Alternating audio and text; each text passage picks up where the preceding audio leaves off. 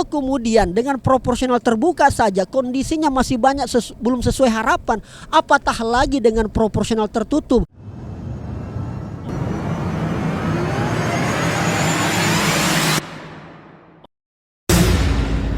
Makan coto dicampur ketupat, pakai lombok lebih terasa. Pemilu itu untuk kepentingan rakyat, bukan kepentingan oligarki, apalagi penguasa. Assalamualaikum warahmatullahi wabarakatuh. Tabe saya Rijal Jamal. Alhamdulillah kembali lagi dalam rangka suasana masih semangat awal tahun 2023. Kita agak kaget nih, memasuki awal tahun 2023 kemarin, tiba-tiba banyak sekali heboh isu yang kemudian menyedot perhatian publik.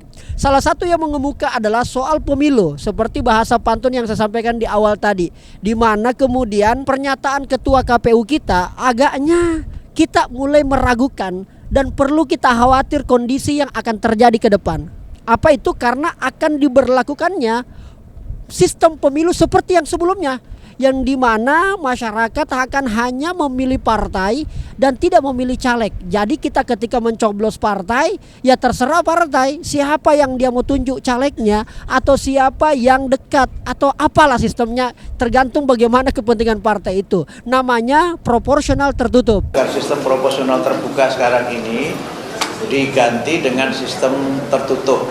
Sedangkan yang selama ini yang sudah dekat dan melekat dengan masyarakat adalah proporsional terbuka, di mana kita semua masyarakat, orang biasa memiliki hak untuk kemudian memilih langsung caleg yang kira-kira dapat memberikan kelancaran agar aspirasi kita ini bisa didengar oleh eksekutif.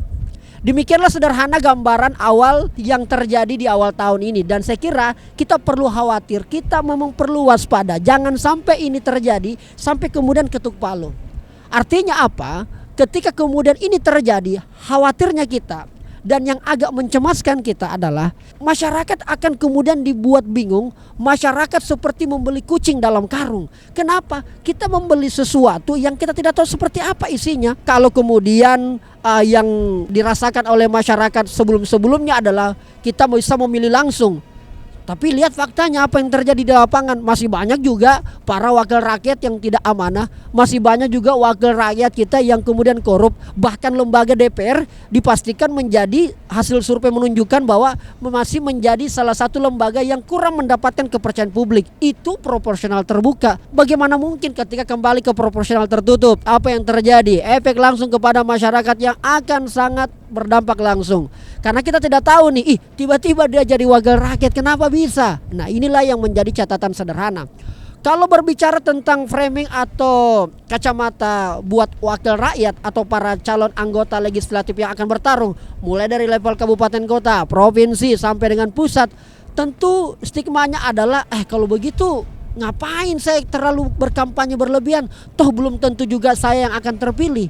Kalau begitu maka kemudian para calon anggota legislatif atau para caleg inilah, atau para calon wakil rakyat ini harus melakukan lobby-lobby tingkat tinggi. Harus lebih dekat dengan para penguasa partai atau pimpinan partai. Ya paling tidak standar yang kita pahami ya, seberapa besar setoranmu bos, ya baru kok bisa akan diperhitungkan untuk bisa mewakili partai di legislatif, mulai dari tingkatan kota, kabupaten, provinsi maupun pusat. Dan ini kan bisa menjadi bahaya loh. Kami generasi muda menganggap sesuatu ini wah bisa gawat kalau seperti ini. Hanya orang-orang yang punya banyak duit lah yang kemudian akan menempati kursi parlemen atau kursi-kursi wakil rakyat yang sangat kemudian bisa membantu masyarakat untuk menyampaikan aspirasinya, keluhannya. Ya kita ketahui bersama bahwa caleg adalah bagian daripada penyambung lidah rakyat. Rakyat bagaimana susahnya, para wakil inilah yang harus jauh lebih paham dan mengerti kondisinya. Tapi kalau sistemnya kembali ke proporsional tertutup, ini akan menjadi satu PR besar. Dan saya pastikan ini adalah langkah mundur demokrasi kita. Bukannya kita semakin maju, semakin bebas berkreasi. Nah tinggal sekarang bagaimana caranya partai betul-betul memilih wakil rakyatnya yang memang punya kapasitas intelektual yang memadai, punya kekuatan moral yang baik, kemudian memiliki pemahaman tentang apa yang rakyat butuhkan. Ini yang kita harapkan dari partai, sehingga betul-betul sistemnya adalah pendidikan politik itu sampai kepada masyarakat. Nah, kalau kemudian alasan yang terbesar kenapa kemudian dihembuskan oleh ketua KPU bahwa bisa jadi ke depan tahun ini atau di 2024 kembali pada sistem proporsional tertutup, kan sangat mungkin kan putusannya menjadi tertutup, lalu pasang-pasang baliho menyebut dirinya saya calon buat apa? Namanya gak akan muncul di surat suara. Sistem proporsional tertutup yang muncul cuma tanda gambar kan. Ini yang disayangkan. Kemudian ada salah satu partai yang tentu kita semua sudah tahu, tidak usah saya sebutkan.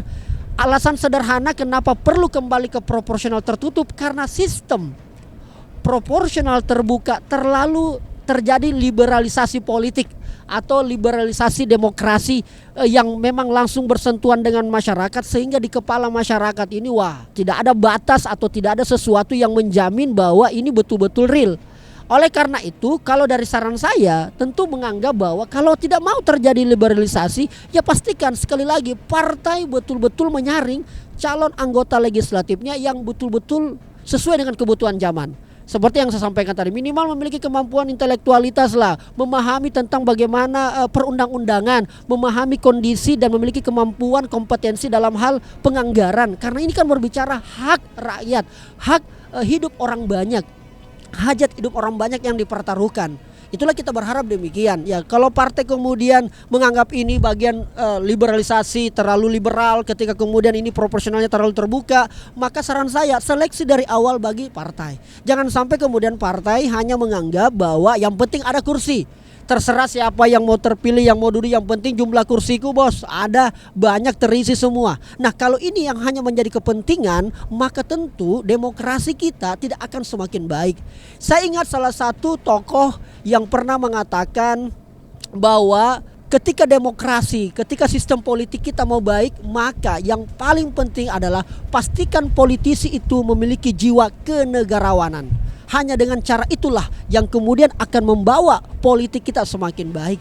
Kalau kemudian dengan proporsional terbuka saja kondisinya masih banyak belum sesuai harapan, apatah lagi dengan proporsional tertutup. Betapa kejam, betapa luar biasanya sistem yang akan terjadi di dalam.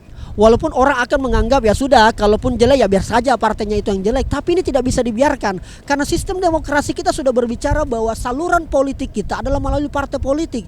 Kita tentu banyak berharap kepada partai politik. Mudah-mudahan ini bisa menjadi sesuatu langkah di awal di tahun 2024 ini, betul-betul bisa menyaring ini dengan baik.